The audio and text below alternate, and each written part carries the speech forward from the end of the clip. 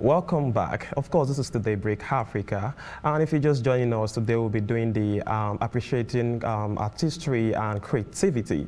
Today we have a guest on Skype. Person I would say is an all-round entertainer and an artist in every sphere of life. He's a painter, he's a photographer, and a lot of things that embodies entertainment. The person that goes by the name Hilary Didam, the stage name Visa. Welcome to the program Daybreak Africa, Hilary. Thank you for joining us this morning. Hi. Good morning. How are you doing today? I'm doing okay. How are you doing today? I'm doing very great. Well, it's great It's to good. have you around. It's good. Anyways, going straight to the matter of the day. I'm quite interested why you went for the name Visa when well, your name is Hilary Jerry Didam. So I was thinking probably your name could come out of your full name. Like an acronym. What was it? What prompted the choice of Visa? Okay. Bizarre is short for very bizarre.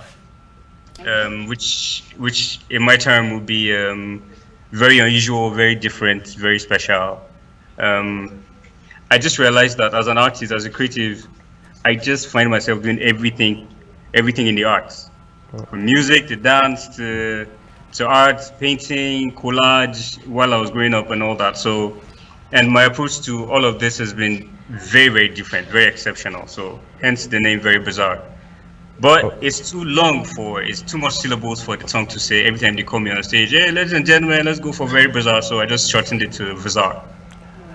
All right, that's a very nice explanation. Now, I was very interested in, I read through your biography and I saw a lot of things talking about what you really do. But from a very tender age of 11, you started with miming of songs and in schools and the rest. That means the urge and the passion for music was there from the onset. Now, talking about photography and the rest is that you do now, when did they all started? I think every time I handled any gadgets, whether phone, tiny digi cameras, I just have an eye for creating something. Anything I hold, I just want to create with it. So it's just how my mind works. So I don't think I can have a specific date to say this is when I started. But professionally practicing photography, I started in the year 2018. That was when I started photography professionally. I got my first camera, and from covering events to creating, taking creative shots of celebrities, a few friends of mine, and all of that. So yeah, photography, that's it. Okay. But every other thing has had that approach. It's just I just have a knack for creating something. Like, it's my life. That's a very good one. Okay, also still on your biography, I noticed that there were a lot of involving and a lot of transition from going through a lot of mentors, being a mentee under a mentor and a lot of things. How has the journey so far been? And now that you are a teacher, teaching other people, being a mentor to people, how have you been able to transcend the energy from being someone under someone and you now being somebody that people are under you? It's been a smooth one, honestly. Like even teaching, I feel teaching is an art, form for me as well. Like, it's not easy is standing before a group of people to say something or to teach something requires the same craft you take, the same practice you take to be on stage performing before a group of people. So I've been blessed to just be under the tutelage of a lot of the greats, from Ferocious to Terry Rapman, Ayuba Tete, to call it a few names. So it will be wrong for me to not pass this down to people who are coming up, people who are looking up to me, people who want to do great things as well through the arts. So it has been a good one. It has been a worthy experience. It's just my way of giving back. That's where I see it right now. It's my way of giving back to the society and building a proper art practicing generation. Okay, so nice. And then I got to know that you went into the studio 2002. So was there any point in time you had conflict with yourself, probably trying to make certain decisions on the path to follow?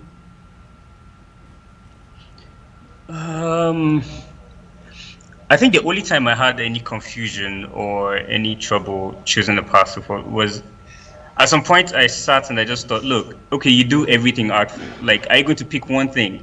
Like, it was a moment of a fork and a roll type situation. Like, so what is it you're going to do?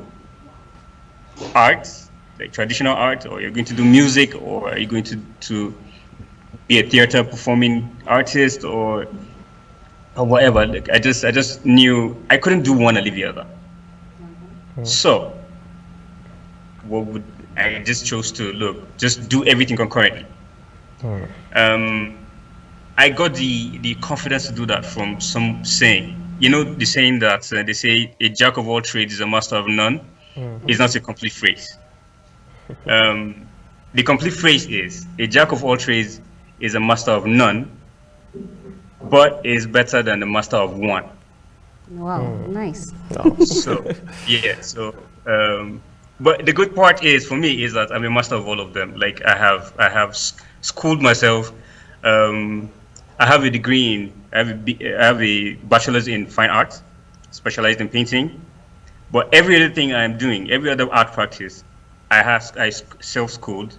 I'm self-schooled, and I have years of practice. So I feel I've mastered most of these things. So. Bizarre.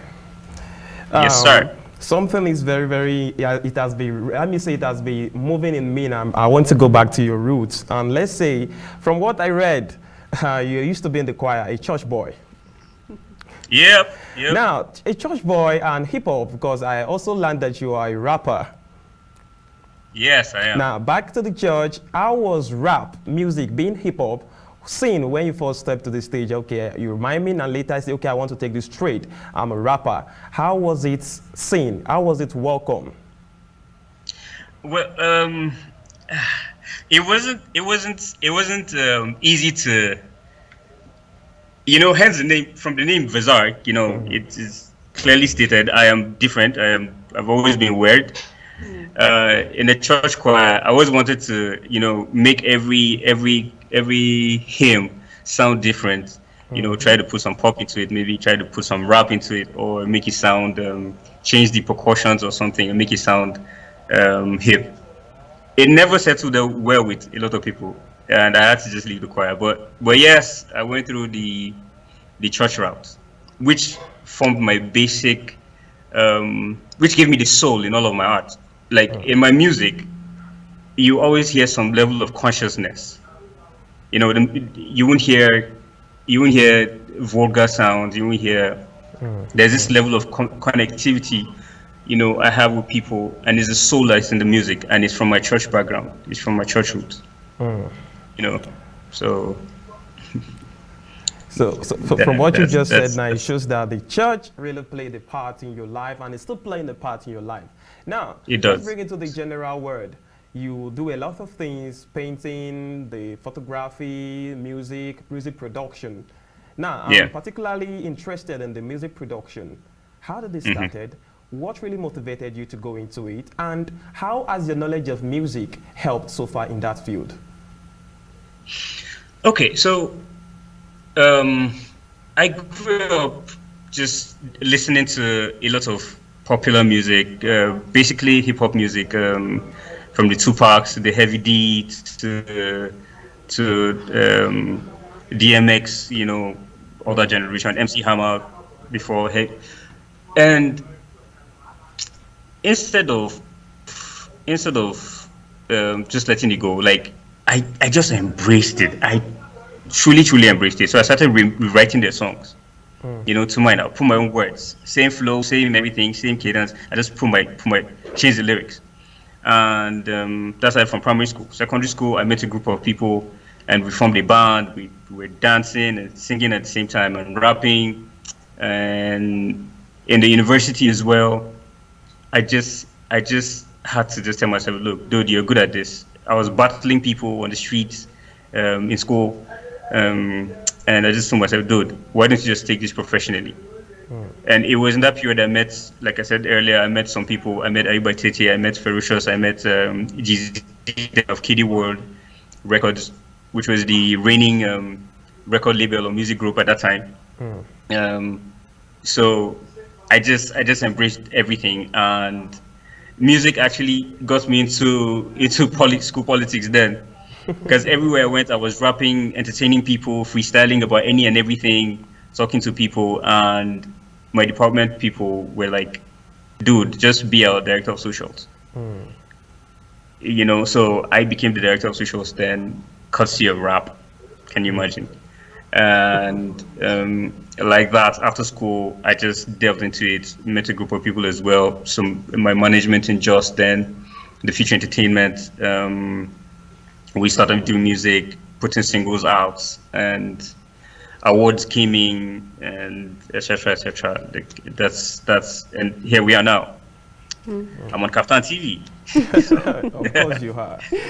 Anyways, being the master of arts in all backgrounds, well, I would like to ask how far you have come, and also how do you manage all these things? I mean, photography, music, film production. How do you manage all this at the same time, and it doesn't crack you down?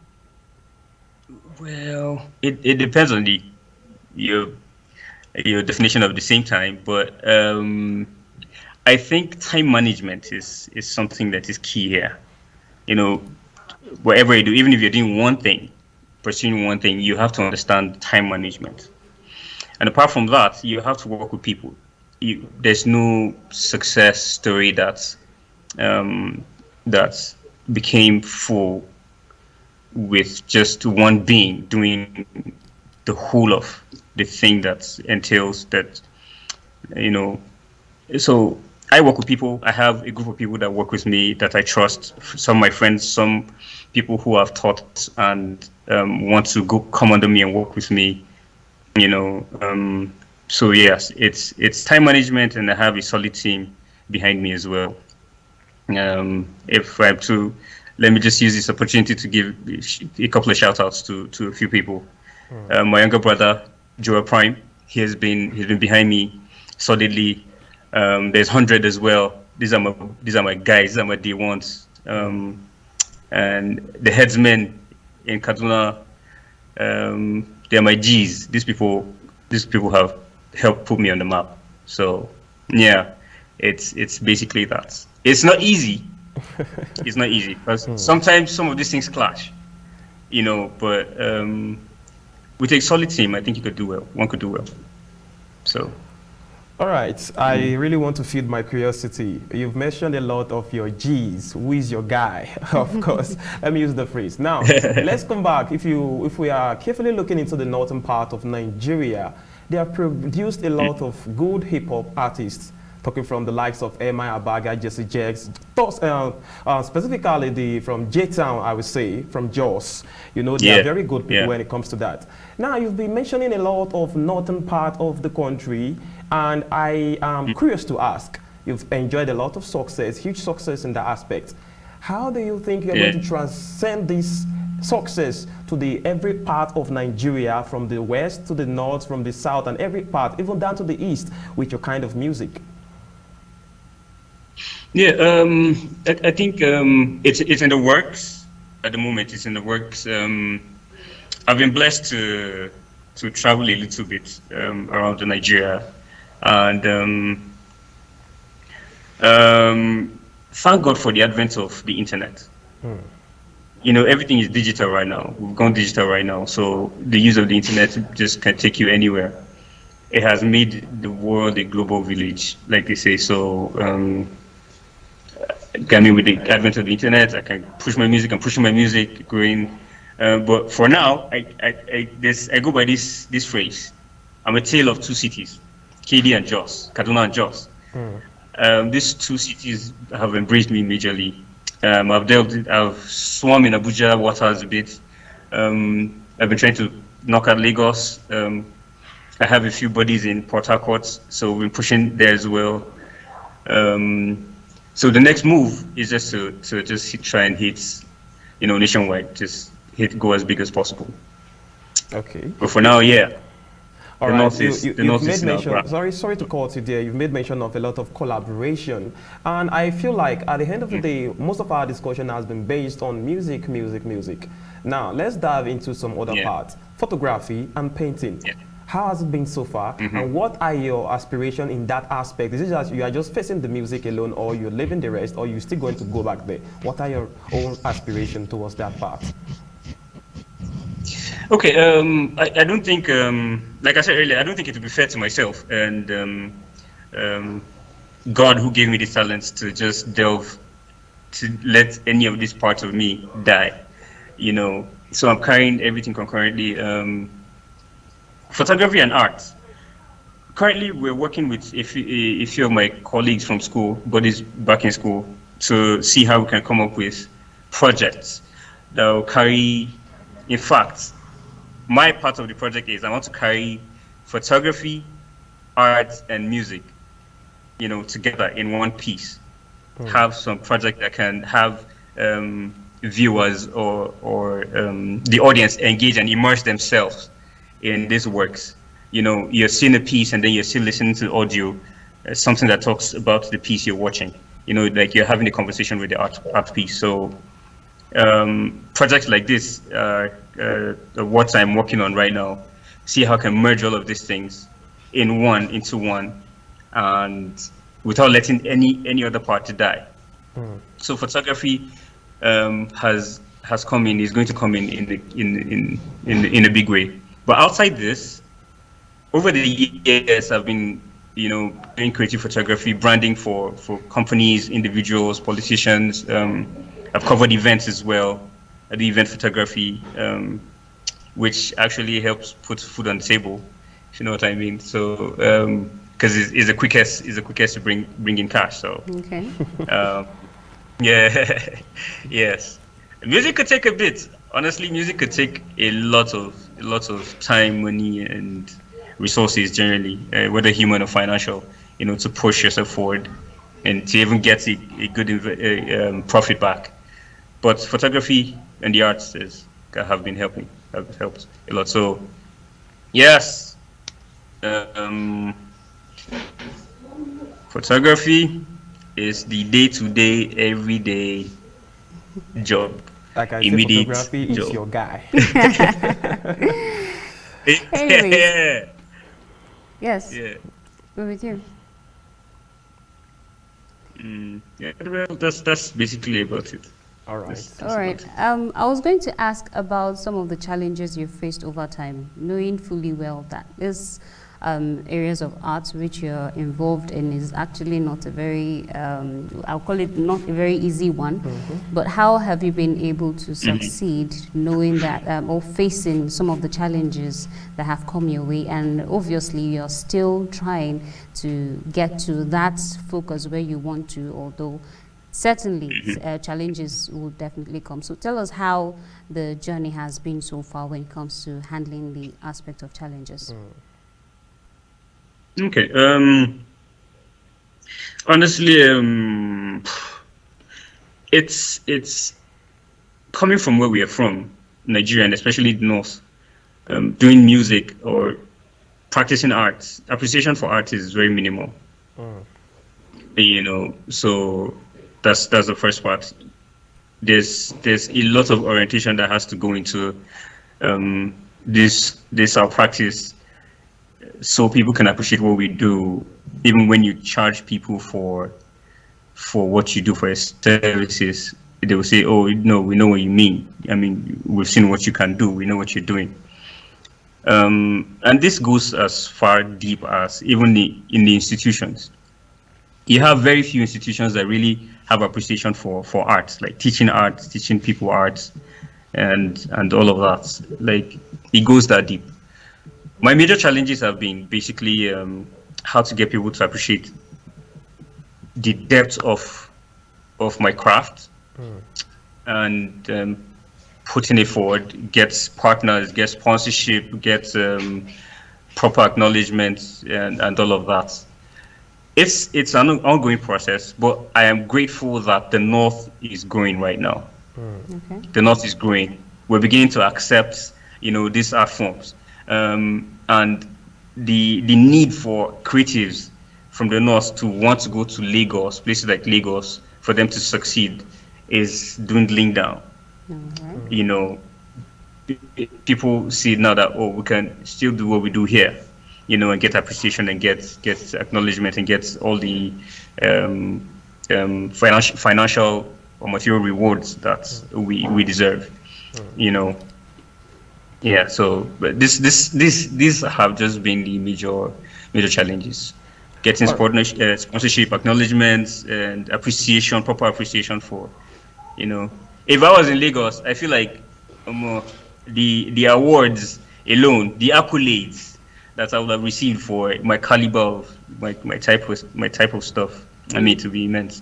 And I am the jealous guy. Like, I want the North to grow bigger than it is growing right now. And I've been. It's not like I don't want to go to Lagos. I have no issues with going to Lagos or being in Lagos or practicing in Lagos, but I want to grow the North. I want to help the North grow. Sorry. I want to help the North grow to its full potential. And which is why people like me rather stay here and do what we need to do here. All right, going national. Where do you think the place of art is currently in Nigeria? Oof. Arts generally, Lagos. Lagos, bottom line, is Lagos. Because that's where the investors are. That's where you hold an art exhibition, for example, and you have collectors, worthy collectors who understand what art is. Because there are lots of expatriates who come into Lagos and in and out of Lagos. The port is there, the seaport is there, people come in and go out, people come to Nigeria to buy stuff, and easily transport them out of the country. So Lagos is the hub. Lagos is the place where if I get you right, you're trying to say that art is highly appreciated in the country, because that's actually my question. If art actually is highly appreciated in Nigeria. Okay. Yeah. Basically, everybody runs to Lagos. That's what I'm saying. That is what I'm saying. Everybody runs to Lagos. Professionals run to Lagos because they feel people pay more there. Practitioners run to Lagos because that's where they feel, the money is to practice and get quick money. So everything tends to just move there. Every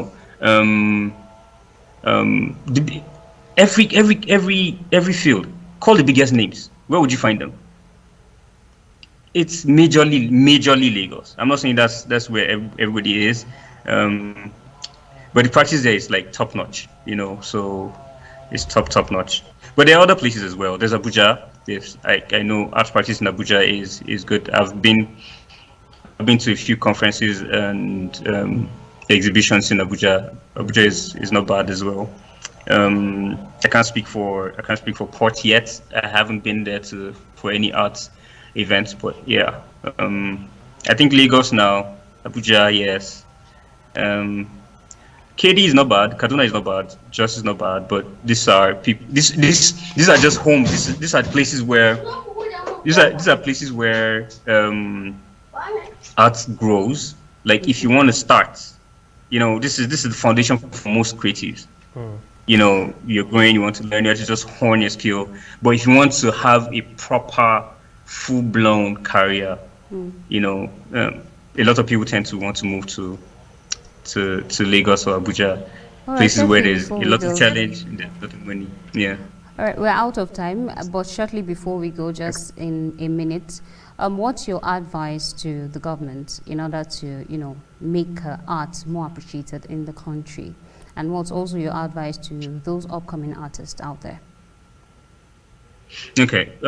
If there's one thing I'll tell the government to do is to help us create a structure. Let us have a structure that helps creative to thrive in Nigeria. Because we have to, as a musician, people like us will have to depend on companies abroad for us to sell our music. digital platforms abroad to sell our music.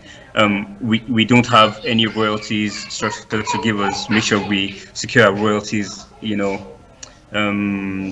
afterwards. So help us create structure. Let's have structure. So artists can strive. Excuse me.